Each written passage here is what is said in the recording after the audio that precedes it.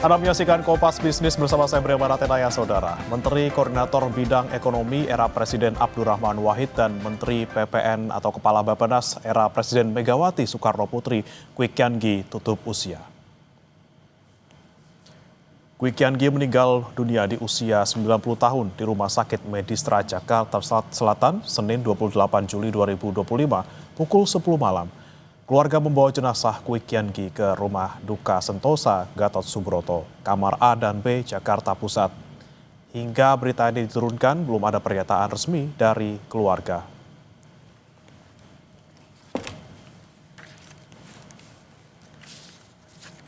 Kwi Kian Gi, ekonom era reformasi yang juga pernah menjabat sebagai Menko Bidang Ekonomi era Presiden Abdurrahman Wahid, meninggal dunia di usia 90 tahun. Kwi Kian Gi yang juga fungsionaris PDIPD pernah menjabat sebagai menteri di era Presiden Abdurrahman Wahid atau Gus Dur dan Presiden Megawati Soekarno Putri. Kwi Kian Gi sudah menjadi ekonom di era Presiden Soeharto. Sebagai bentuk pengabdian untuk dunia pendidikan Indonesia, Kwi Kian Gi mendirikan Institut Bisnis dan Informatika Indonesia.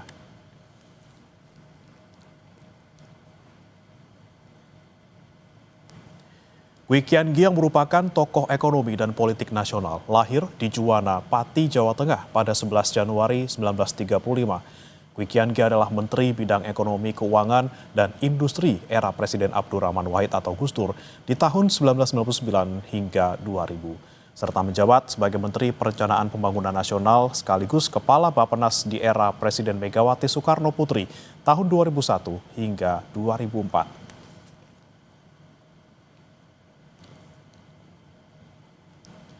Sementara itu, kabar duka disampaikan beberapa tokoh nasional, salah satunya dari Sandiaga Uno.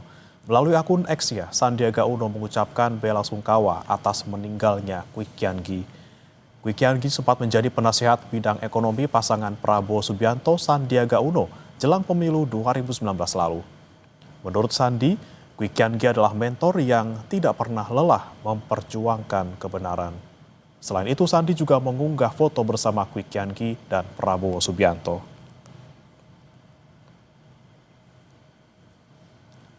Saudara, pemikiran ekonomi Kwi Kian Gi apa saja di masa lalu yang masih relevan sampai saat ini? Kami akan bertanya ke Profesor Rahma Gafmi, Guru Besar Ekonomi Universitas Airlangga. Selamat pagi, Prof. Rahma. Selamat pagi, Mas Bremana. Ya, Prof, kita sama-sama berduka. Ekonom senior dan Menko Ekonomi era Gus Dur, Kwi Kian Gi meninggal dunia, berpulang seperti itu ya. Kemudian, Prof, ini secara umum apa saja pemikiran-pemikiran yang masih relevan dari Kwi Kian Gi, terutama sejak era reformasi setelah tahun 98? Baik, sebelumnya saya mewakili Sivitas Akademika Universitas Airlangga. Turut berduka kita yang sedalam-dalamnya atas berpulangnya Pak Kwi Kian Gi ini sebagai ekonom dan sekaligus politikus yang luar biasa. Baik, langsung Mas Bremana. Sebenarnya Pak Kwi Kian Gi ini adalah seorang ekonom yang juga mempunyai suatu peran yang luar biasa terhadap keberlangsungan negara kita di Indonesia, mulai dari era pemerintahan Gus Dur sampai Megawati, yang dimana saya melihat unik sekali Mas waktu itu. Beliau seorang menteri, namun beliau tetap bersikukuh dengan apa yang menjadi suatu seorang pemikir ekonomi, apabila misalnya kebijakan pemerintah itu, walaupun notaben kebijakan itu adalah kebijakan yang dibuat Pak Kwi Kian Gi sendiri. Beliau adalah sangat kritis begitu dan tidak takut pada saat itu untuk diberhentikan sebagai menteri begitu. Nah, oleh karena itu yang saya lihat Mas Bremana, Pak Kwi Kian Gi ini menekankan pentingnya pada pemerataan ekonomi dan juga mengurangi kesenjangan sosial. Nah, pemikiran ini sebenarnya dari era zaman Gus Dur sampai ke sekarang, hemat saya itu masih relevan, Mas, dalam konteks pembangunan ekonomi Indonesia yang saat ini, di mana masih ada banyak kesenjangan ekonomi yang luar biasa, baik itu yang terjadi di kota-kota besar maupun di perdesaan.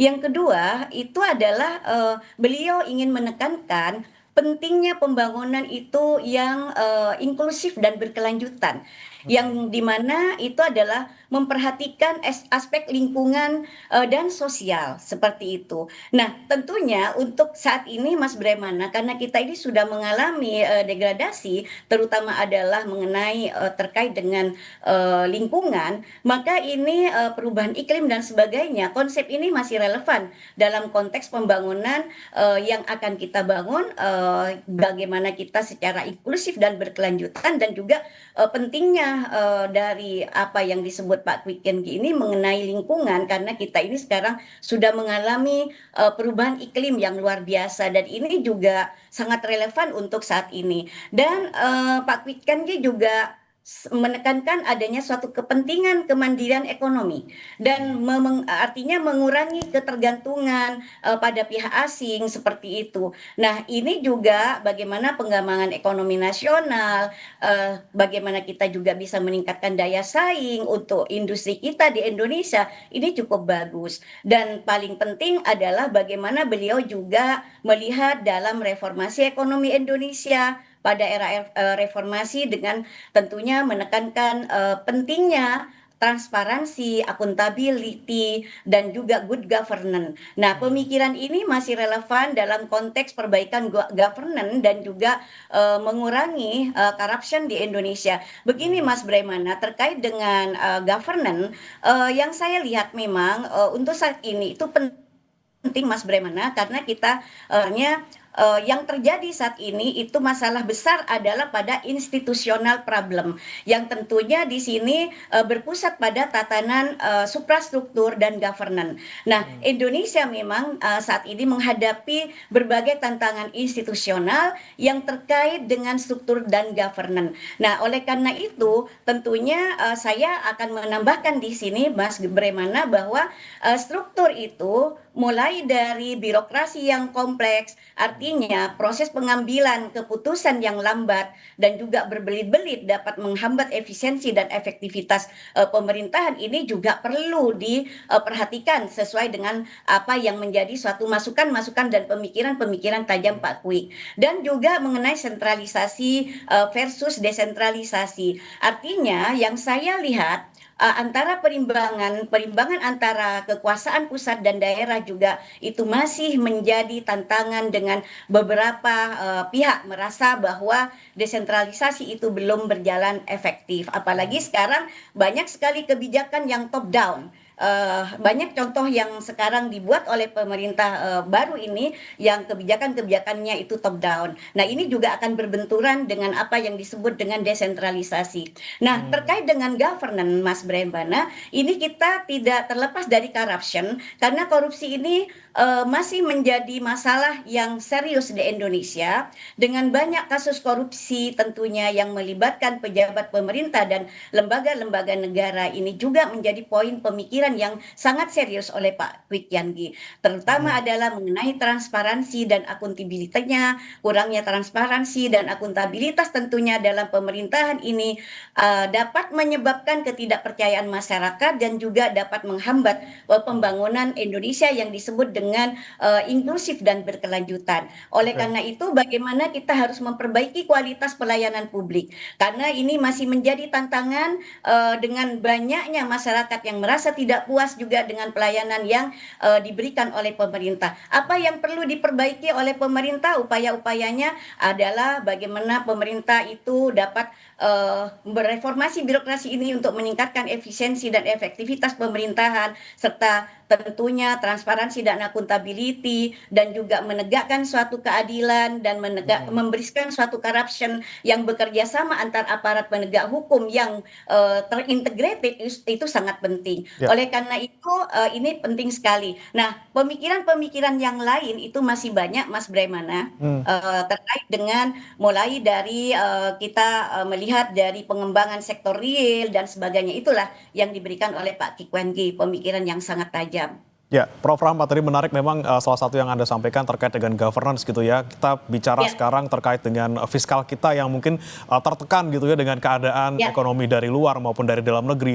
Anda melihatnya betul. ketika pemikiran-pemikiran dari Kwi Kian Gi ini khususnya terkait dengan manajemen resiko APBN, kemudian ini seperti apa kira-kira relevansinya dengan sekarang dan mungkin dikaitkan juga dengan waktu kita pernah tertekan juga luar biasa di 98 waktu itu.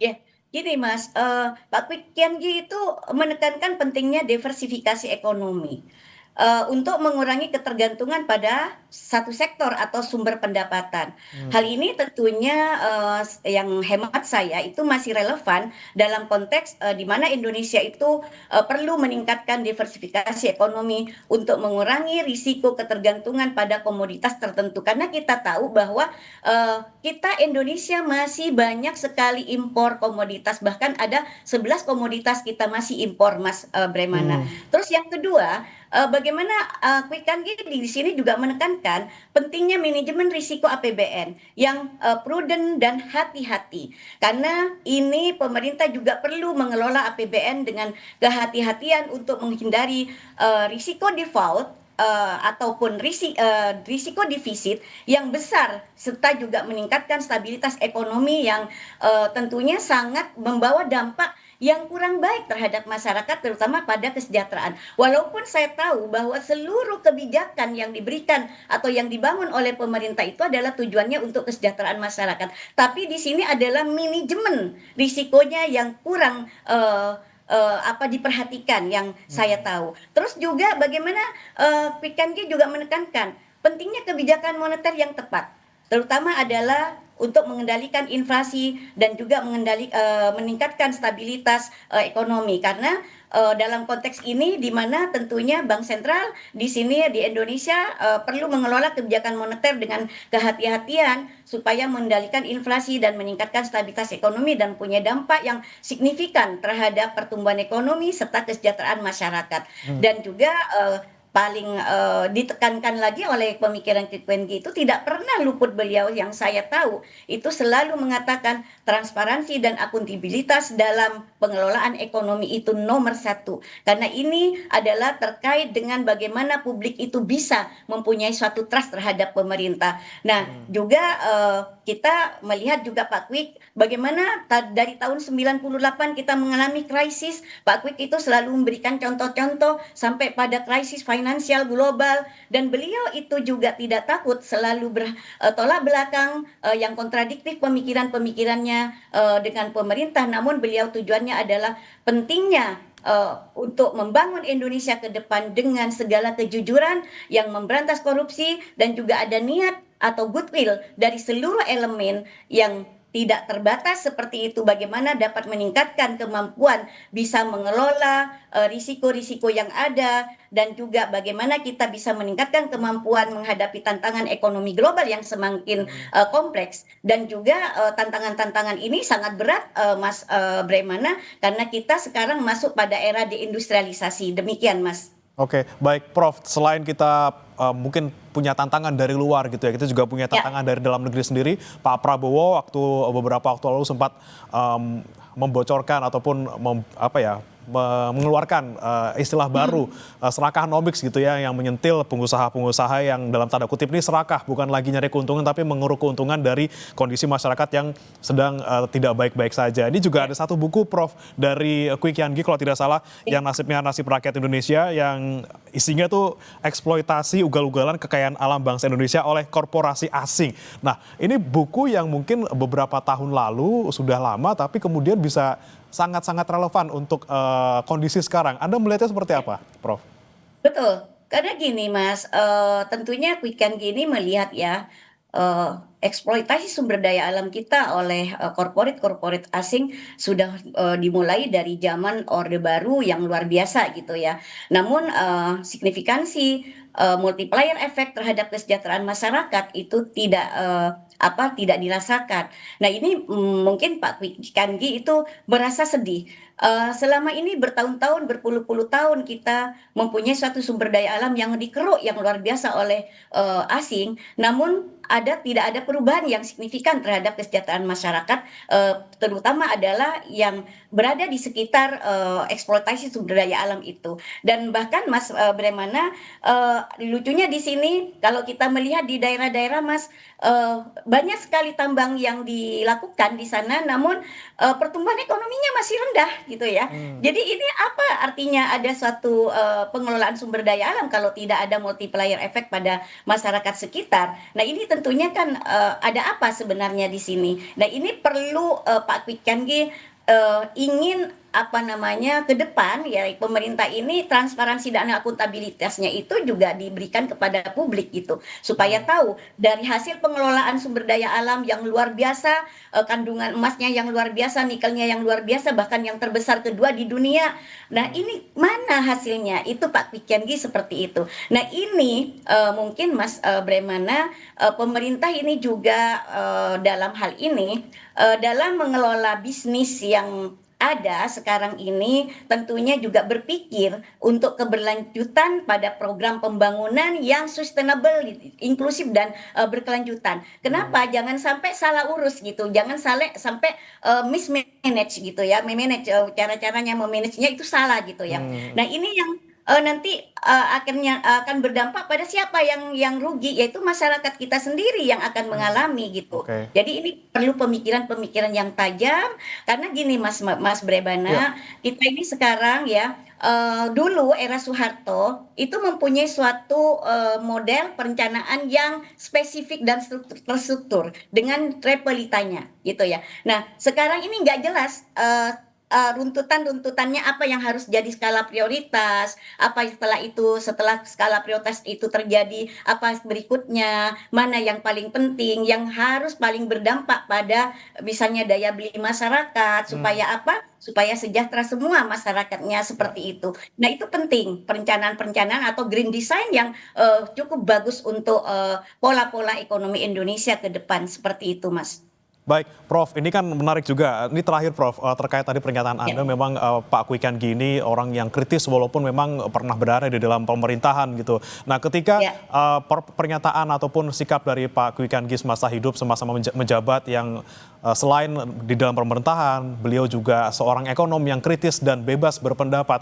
Anda melihatnya apakah memang Pak Kwik Kian gini menginginkan juga bahwa ekonom-ekonom di Indonesia ini juga bisa bebas bersuara, terutama apalagi mereka-mereka yang berada di dalam pemerintahan terkait dengan kebijakan-kebijakan yang sekarang sedang diambil seperti itu, Prof. Betul Mas Bremana. Jadi beliau itu menginginkan, walaupun kamu masuk ke dalam pemerintahan, tapi kamu bersuara kalau itu nggak benar gitu loh. Hmm. Kenapa? Karena ini kalau kamu membiarkan, maka itu akan memasuki pada jurang yang lebih dalam, jurang-jurang kesalahan yang lebih dalam, yang juga akan mengancam Hmm. pada keberlangsungan ekonomi yang sustainable, keberlangsungan pada kesejahteraan masyarakat ke depan seperti itu. Artinya Pak Kwi Kian Gi itu menginginkan walaupun kalian itu masuk ke dalam pemerintahan, kalau itu memang kurang betul, pada artinya signifikansi pada multiplier efek kesejahteraan masyarakat Indonesia, ya kamu sampaikan, nggak perlu takut. Kalaupun kamu misalnya tidak punya jabatan, nggak apa-apa, nggak penting itu Pak Kwikengi bilang begitu. Jadi Hmm. jabatan itu bukan segala-galanya. Kita mau membuat Indonesia, mau berbakti kepada Indonesia tidak harus dengan menjabat seperti itu, Mas. Tapi ini adalah lurus benar. Ke depan Indonesia ini adalah semakin apa istilahnya benar dengan segala perubahan atau dinamika ekonomi global yang semakin complicated seperti itu. Jadi Oke. tantangan-tantangan itu yang ada harus disiapkan secara dini bagaimana kita akan tetap survive, tetap juga mempunyai suatu apa istilahnya ke pertumbuhan ekonomi yang inklusif dan sustainable gitu Mas. Hmm. Kan kita lihat yang era Soeharto itu kita bisa mencapai pertumbuhan ekonomi sekitar 10% Ya. waktu itu. Nah, dari era Soeharto sampai sekarang malah kita stuck di 5%. Nggak ada suatu perubahan yang signifikan. Sebenarnya ada apa? Ini Hmm. harusnya dicari kesalahan-kesalahan di situ, something wrong-nya di mana, tentunya Ya. disitulah institusional, governance dan struktural dan sebagainya itu harus diperbaiki secara gradual dan radikal. Inilah peran ekonom baik yang di dalam maupun luar pemerintahan untuk bisa memberikan masukan, menunjukkan mana yang benar, mana yang salah, apa yang harus dilakukan, jangan sampai salah urus karena ujung-ujungnya nanti seperti kata Anda ya, masyarakat yang dirugikan. Terima kasih Prof. Rahma Gahmi, Guru Besar Ekonomi Universitas Airlangga telah bergabung bersama kami di Kompas Bisnis. Selamat pagi Prof.